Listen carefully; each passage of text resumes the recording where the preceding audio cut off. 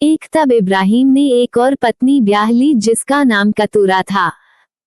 2 और उससे जिम्रान, योक्षान, मदना, मिद्यान, यिशबाक और शू उत्पन्न हुए। 3 और योक्षान से शबा और ददान उत्पन्न हुए। और ददान के वंश में एशूरी, लतूशी और लुम्मी लोग हुए। 4 और मिद्यान के पुत्र आपा, एपेर, हनोक, अबीदा और एल्दा हुए, से सब कतूरा के संतान हुए। 5 इसहाक को तो इब्राहिम ने अपना सब कुछ दिया। 6 पर अपनी रखेलियों के पुत्रों को कुछ कुछ देकर अपने जीते जी अपने पुत्र इसहाक के पास से पूरब देश में भेज दिया। 7 इब्राहिम की सारी अवस्था 175 वर्ष की हुई। 8 और इब्राहिम का दीर्घायु होने के कारण अर्थात पूरे बुढ़ापे की अवस्था में प्राण छूट गया और वह अपने लोगों में जा मिला। 9 और उसके पुत्र इसहाक और इश्माइल ने हित्ती सोहर के पुत्र एप्रोन की ममरे के सम्मुख वाली भूमि में, जो मकपेला की गुफा थी, उसमें उसको मिट्टी दी गई। 10 अर्थात जो भूमि इब्राहिम ने हित्तियों से मोल ली थी, उसी में इब्राहिम और उसकी पत्नी सारा दोनों को मिट्टी दी गई।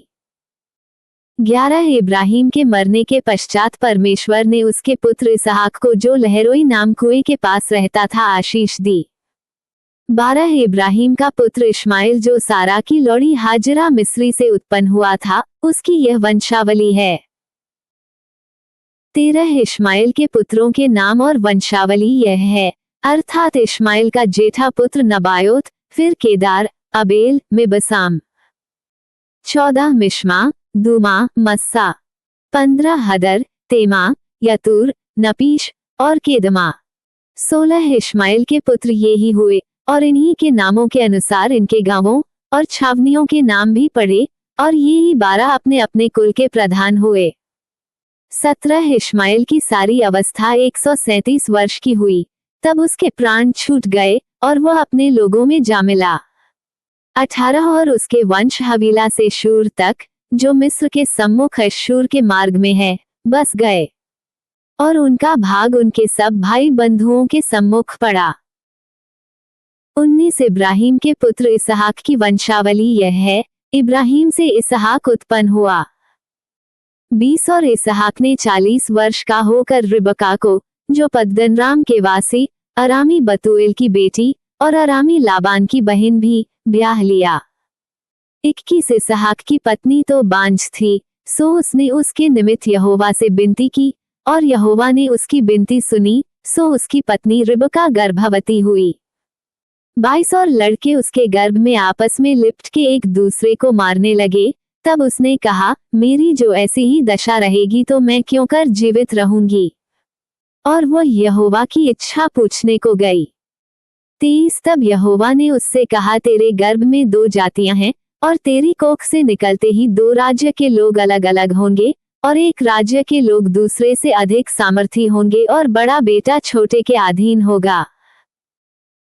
24 जब उसके पुत्र उत्पन्न होने का समय आया, तब क्या प्रकट हुआ कि उसके गर्भ में जुड़वे बालक हैं। 25 और पहला जो उत्पन्न हुआ सो लाल निकला, और उसका सारा शरीर कंबल के समान रोम में था, सो उसका नाम एसाव रखा गया। 26 पीछे उसका भाई अपने हाथ से एसाव की एड़ी पकड़े हुए उत्पन्न हुआ, और उसका नाम याकूब रखा गया। और जब रिबका ने उनको जन्म दिया तब इसहाक 60 वर्ष का था। 27 फिर वे लड़के बढ़ने लगे, और एसाव तो वनवासी होकर चतुर शिकार खेलने वाला हो गया, पर याकूब सीधा मनुष्य था और तंबुओं में रहा करता था।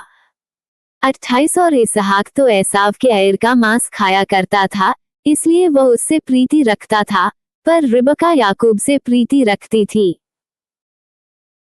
30 याकूब भोजन के लिए कुछ दाल पका रहा था, और एसाव मैदान से थका हुआ आया। 30 तब एसाव ने याकूब से कहा, वह जो लाल वस्तु है, उसी लाल वस्तु में से मुझे कुछ खिला, क्योंकि मैं थका हूँ। इसी कारण उसका नाम अदोम भी पड़ा। 31 याकूब ने कहा, अपना पहलोय का अधिकार आज मेरे हाथ बेच दे। 32 एसाव ने कहा, देख, मैं तो अभी मरने पर हूँ, सो पहलोय के अधिकार से मेरा क्या लाभ होगा।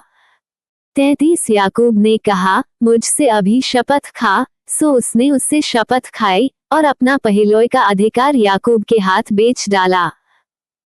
34 इस पर याकूब ने एसाव को रोटी और पकाई हुई मसूर की दाल दी और उसने खाया पिया, तब उठकर चला गया। यूं एसाव ने अपना पहलोय का अधिकार तुच्छ जाना।